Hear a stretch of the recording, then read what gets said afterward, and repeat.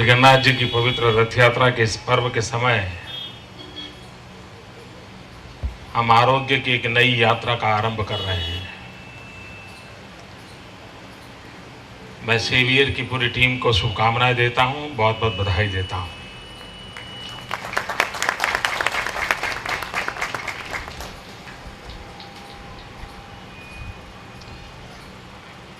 डॉक्टरों की जो भाषाएं होती वो सबने बता दी आपको,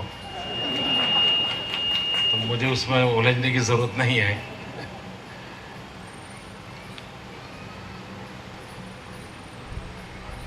आज पूरे देश के लिए वैसे ये अवसर गौरव का अवसर है, क्योंकि स्टेम सेल्स के लिए डेडिकेटेड अस्पताल ये देश का पहला अस्पताल है।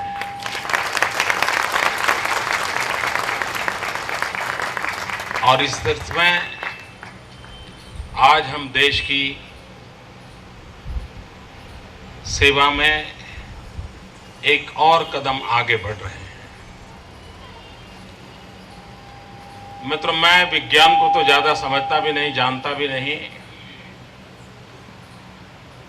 लेकिन शायद आज से 40-50 वर्ष पहले किसी ने स्टेम सेल्स ट्रीटमेंट की चर्चा की होती तो लोगों को बड़ा अजूबा लगा होगा कि ये कैसे संभव होगा, ये तो हवा की बातें हैं सब वगैरह। लेकिन जिन्होंने महाभारत पढ़ा है या सुना है, उनको मैं महाभारत की तरफ ले जाना चाहता हूं। और मेरी जो छोटी सी समझ है उसके हिसाब से मुझे लगता है कि कर्ण का जो जन्म हुआ था वो स्टेम सेल का साइंस था, टेक्नोलॉजी थी।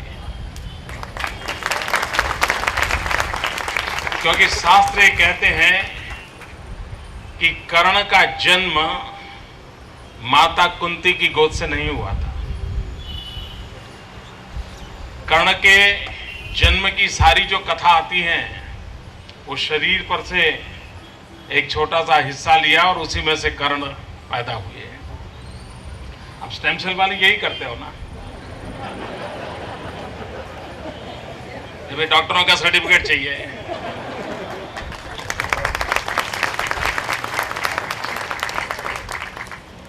तात्पर्य यह है कि हमारे देश के पास कुछ तो था। अब आज लेबोरेटरी में सिद्ध हो रहा है, लेबोरेटरी हो सकता है अमेरिका की हो, लेकिन यह सिद्ध हो रहा है। हो सकता है कर्ण के संबंध में किसी के मन में सवाल हो कि भाई शायद मोदी जी ने कहा, लेकिन उतना तो वर्णन नहीं है। अब हम प्लास्टिक सर्जरी को देखें। मुझे लगता है कि दुनिया में सबसे पहली प्लास्टिक सर्जरी शरीर मनुष्य का और माथा हाथी का, गणेश जी का निर्माण,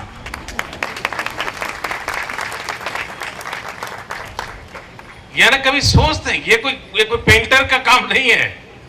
कुछ तो था, विज्ञान किसी न किसी रूप में उपलब्ध था और आज वो आधुनिक तौर तरीके के साथ हम लोगों के सामने आ रहा है।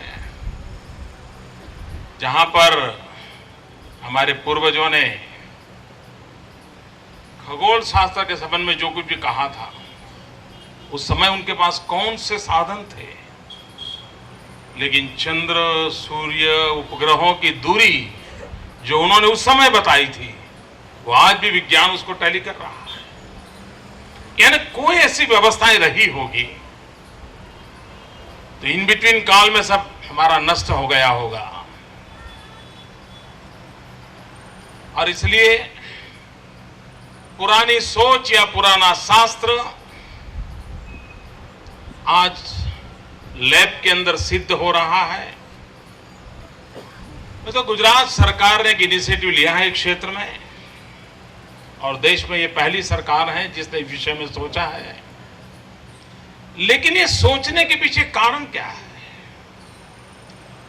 Vibrant Gujarat global investor summit की खबर जो आप तक पहुंचाई जाती है जिन लोगों के माध्यम से, वो ये बताते हैं आपको इंडस्ट्री में इतना इन्वेस्टमेंट हो रहा है, ये इंडस्ट्री आ रही है, वो इंडस्ट्री आ रही है, लेकिन बहुत सी बातें ऐसी हैं जो आप तक पहुंच नहीं पाती है।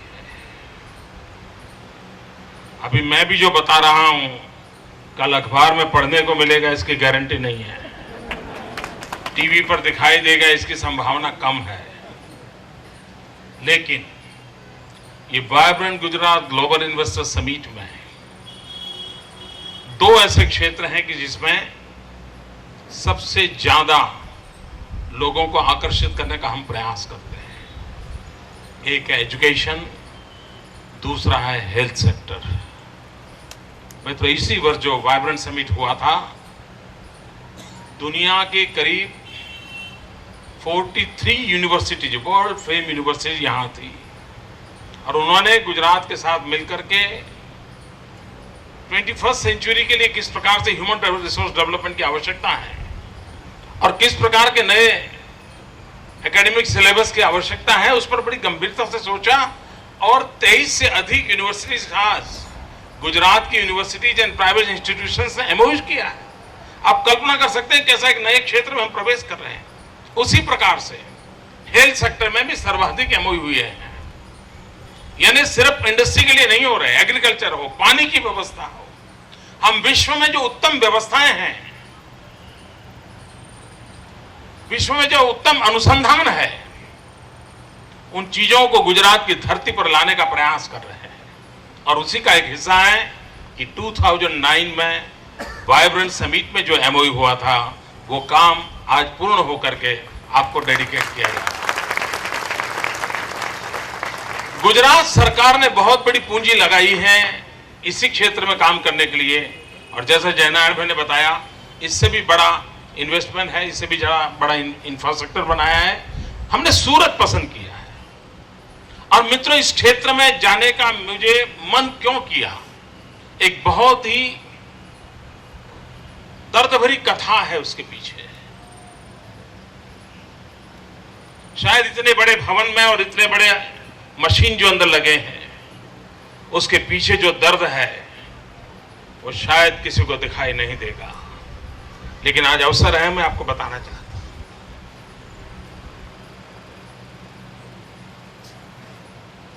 हम गुजरात के लोग हैं,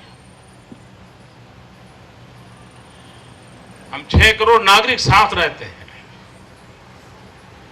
लेकिन हम में से बहुत कम लोगों को पता होगा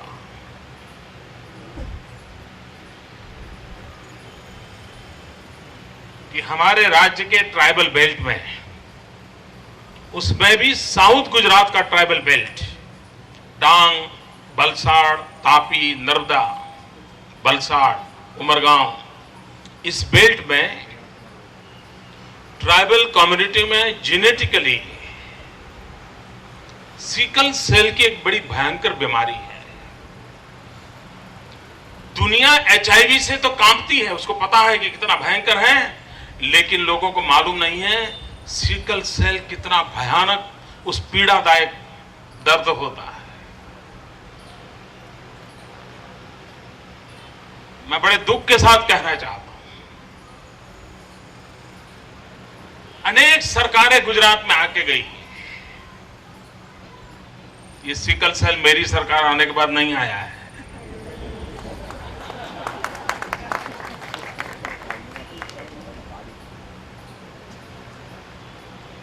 कैसे क्योर करना, कौन सी दवाई काम करेगी, उसमें अभी भी रिसर्च चल रहे हैं।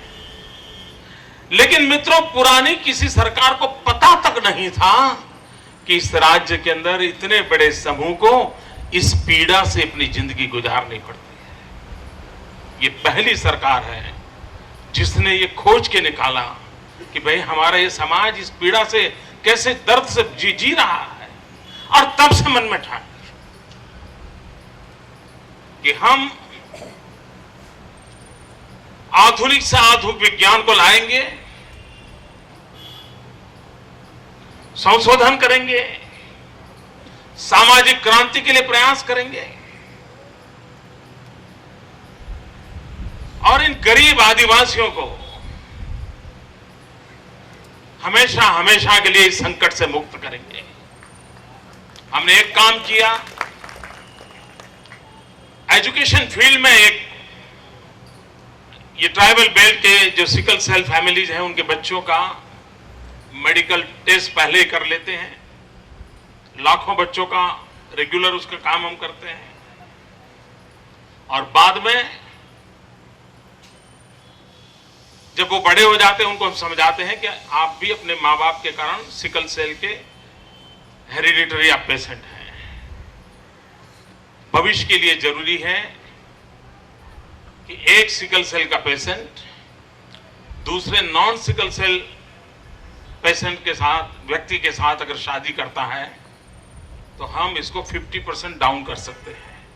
मित्रों, आज मेरी सरकार ये काम उस ट्राइबल बेल्ट में कर रही है कि आप इससे शादी करो, इससे ना करो। आपको होगा, सरकार को ये भी करना पड़ता है, औरों को नहीं करना पड़ता था, हमें करना पड़ रहा है, क्योंकि हम इस दर्द से उन्हें मुक्ति दिलाना चाहते हैं। और दूसरा एक, जब मैंने जाना कि स्टेम सेल के माध्यम से इस समस्या का समाधान हो सकता है और इसलिए अरबों खरबों रुपया सरकार की तिजोरी से खर्च करके सूरत में ये सेंटर हम खड़ा कर रहे हैं ताकि मेरे उन ट्राइबल बच्चों को, आने वाली पीढ़ियों को इस भयानक पीड़ा से हम मुक्ति दिला सके। और उस अर्थ में गुजरात में स्टेम सेल इस क्षेत्र का विकास ज्यादा जितना होगा, मुझे विश्वास है कि हम बहुत अच्छी सेवा कर पाएंगे। मित्रों, हेल्थ सेक्टर में जिस प्रकार से रिसर्च हो रहे हैं, जिस प्रकार से टेक्नोलॉजी ने अपनी जगह बना ली है और जैसे जैसे ये सुविधाएं बढ़ती हैं तो नागरिक भी अब सुरक्षा को महसूस करता है तो बेपरवाह बन जाता है। अगर कार में एक्सीडेंट प्रोटेक्शन के लिए एयरबैग की व्यवस्था है तो ड्राइवर को मन करता है कैसे भी चला लो, कोई बात नहीं, एयरबैग है, बच जाएंगे। ये जो टेम्परामेंट धीरे धीरे बन रहा है वो बड़ा चिंता का विषय है। आरोग्य की सुविधाएं कितनी ही क्यों न बढ़े, लेकिन भगवान हमें उस सुविधाओं को लाभ लेने के लिए मजबूर न करें, ये देखना हम लोगों का दायित्व बनता है, एक नागरिक के नाते हमारा दायित्व। और हम ईश्वर से प्रार्थना करते हैं कि हमारा खुद को संभालने का जो स्वभाव सदियों से हमें विरासत में मिला है उसको हम ध्यान दें। मित्रों, health sector, human development index इस राज्य की प्रायोरिटी के काम है। डॉक्टरों की बहुत बड़ी मात्रा में आवश्यकता है, लेकिन डॉक्टरों के लिए मेडिकल कॉलेजेस होने चाहिए। अगर समय पर हम मेडिकल कॉलेजेस को निर्माण नहीं करते हैं तो डॉक्टर नहीं मिलेंगे। मेडिकल कॉलेजेस चाहिए तो फिर साइंस स्ट्रीम की स्कूल चाहिए। आपको हैरानी होगी मित्रों, गुजरात में करीब 40 तहसील ऐसे हैं जो ट्राइबल तहसील ऐसे हैं और 50 साल हो गए गुजरात को। ये 40 ट्राइबल तहसील ऐसे थे कि वहां 12th साइंस स्ट्रीम की स्कूल नहीं थी। दोस्तों, पता नहीं इन लोगों ने कैसे राज्य को चलाया होगा। मुझे पीड़ा होती थी। मैं राजनीति की आलोचना नहीं करता हूं, मुझे पीड़ा होती है। आज हमने इन सभी 40 तहसीलों में, यानी गुजरात में अब एक भी तहसील ऐसा नहीं जहां साइंस स्ट्रीम की स्कूल ना हो, और उसमें से 12th से जो विद्यार्थी निकलेंगे उसमें अधिकतम मेडिकल में जाए, हमारा प्रयास है। तो दूसरा कदम हमने उठाया मैक्सिमम मेडिकल कॉलेजेस का। मित्रों, एक सालों से अहमदाबाद, यानी यहाँ जितने डॉक्टर आए हैं उनको पूछो, अगर अहमदाबाद में पढ़े हैं तो बीजे मेडिकल या तो PS, 2 medical college, 1 dental college. हमने इतने साल इसी से गुजारा किया और हार्डली 500 विद्यार्थी, और एडमिशन के लिए डॉक्टरों की पहुंच ज्यादा होती थी तो उनके बेटों को जरा जल्दी मिल जाता था, तो वो दायरा भी बढ़ता नहीं था। डॉक्टर का बेटा डॉक्टर, डॉक्टर का बेटा डॉक्टर, एक ही दायरे में दुनिया चल रही थी। बुरा मत मानना डॉक्टर मित्रों, जो होगा वो सच बता रहा हूं मैं। मित्रों, 2001 में अहमदाबाद में 2 मेडिकल कॉलेज, 1 डेंटल कॉलेज थी।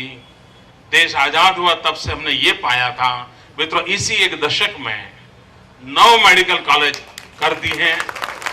जहां 500 स्टूडेंट थे, आज करीब 1600 स्टूडेंट हैं। और आज मैं गर्व से कह सकता हूं, इसी एक ईयर में 600 नई सीटें गुजरात में मेडिकल कॉलेज के स्टूडेंट को प्राप्त हुई है। और हमारा मकसद है हर डिस्ट्रिक्ट में एक मेडिकल कॉलेज हो। सिविल अस्पताल का इतना बड़ा कैंपस, एक ही मेडिकल कॉलेज थी अब तक। इस वर्ष वहां एक और कैंसर के साथ जुड़ी हुई मेडिकल कॉलेज बन रही है। तो अब हम ह्यूमन रिसोर्स डेवलपमेंट में बल देना चाहते हैं। अधिकतम हमारे विद्यार्थियों को मेडिकल कॉलेज में जाने का अवसर मिले। जिन डॉक्टर माँ बाप बहुत बिजी थे, जिनके बेटे 12th में अच्छा रिजल्ट नहीं ले पाए क्योंकि माँ बाप मेडिकल काम में बहुत बिजी थे, अब डॉक्टर बताना बेटे को जरूरी था क्योंकि फिर कारोबार कौन चलाएगा, तो उसको बेंगलोर भेजते थे, महाराष्ट्र भेजते थे, 20 लाख 25 लाख डोनेशन देते थे। मित्रों, सालों से बिलियंस ऑफ बिलियन रुपीस और राज्यों में डोनेशन में चले गए। वो डोनेशन के पैसों से अगर हम चाहते ना, तो आज गुजरात में सब डिस्ट्रिक्ट में 2-2 कॉलेज होते। लेकिन किसी ने ध्यान नहीं दिया। अब वो दिन गए, हम स्थिति बदल रहे हैं और मुझे विश्वास है कि हम हेल्थ सेक्टर को बहुत ही ताकतवर बनाएंगे, बहुत ही शक्तिशाली बनाएंगे। तो ह्यूमन रिसोर्स डेवलपमेंट की ओर हमारा बल है। उसी प्रकार से मित्रों, गुजरात ग्लोबल हो गया है। गुजरात सिर्फ गुजरात की सीमाओं तक सोच नहीं सकता है। और इसलिए इन दिनों जो एक क्षेत्र खुला है हेल्थ टूरिज्म का, गुजरात उसको विशेष रूप से ध्यान दे रहा है। हम चाहते हैं कि गुजरात मेडिकल सेक्टर में जो लोग इन्वेस्टमेंट करते हैं वो गुजरात की सेवा जरूर करें, साथ साथ वे भी जो इन्वेस्टमेंट करते हैं उनको मुनाफा भी हो, आय भी हो, और उसके लिए विदेश से उनको पेशेंट मिले, दुनिया के देशों से उनको पेशेंट मिले। जो हम रुपयों में देते हैं वो उनको डॉलर में मिले, वो मौज करें। तो उसके लिए भी हम चिंता करते हैं। हम नहीं चाहते हैं कि हमारे डॉक्टर मित्रों की आय कम हो जाए, हम उनकी भी चिंता कर रहे हैं। तो एक ग्लोबल मार्केट को हम एड्रेस कर रहे हैं। हेल्थ सेक्टर का बहुत बड़ा ग्लोबल मार्केट खड़ा हुआ है। आज दुनिया में इतने कम पैसों में ये सुविधाएं उपलब्ध नहीं है। एट द सेम टाइम हमारे डॉक्टर्स ने अपने एक्सपर्टाइज के माध्यम से पूरे विश्व के अंदर एक विश्वास पैदा किया है कि अगर इंडियन डॉक्टर है तो रेस्ट एश्योर आप ठीक हो जाएंगे। इतना काफी होता है। तो ये जो हमारी पूंजी है, ये जो हमारी पूंजी है, इस पूंजी को हमने ढंग से एक्सप्लॉइट करना चाहिए। और हम गुजराती लोग हैं, बिजनेस एक्यूमन है, और मैं पक्का बिजनेसमैन हूं मित्रों। खुद के लिए नहीं करता हूं, राज्य के लिए पक्का करता हूं जी। और मैं इसका भी फायदा उठाने की दिशा में आगे बढ़ रहा हूं। मुझे विश्वास है कि इन चीजों का लाभ होगा। मित्रों, एक मैं चाहता हूं स्टेम सेल के माध्यम से एक काम अगर हम रिसर्च करके करें, युद्ध के अंदर या आतंकवादियों के हाथों से